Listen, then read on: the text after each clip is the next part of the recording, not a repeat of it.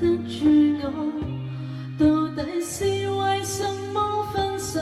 你很清楚，如何笨到底？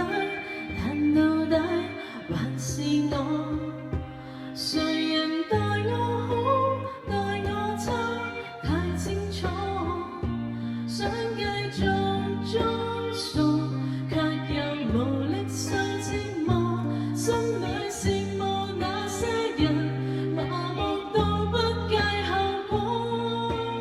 我就回去，別引出我淚水，尤其明知水瓶座最愛是流淚。若然道別是下一句，可以閉上了你的嘴，無謂再會，要是再會更加心碎。要是回去，沒有止痛藥水，拿來長島冰茶換我半把安睡。10年後為再失去，反正到最尾也唏噓，夠絕情我都講我自己出去。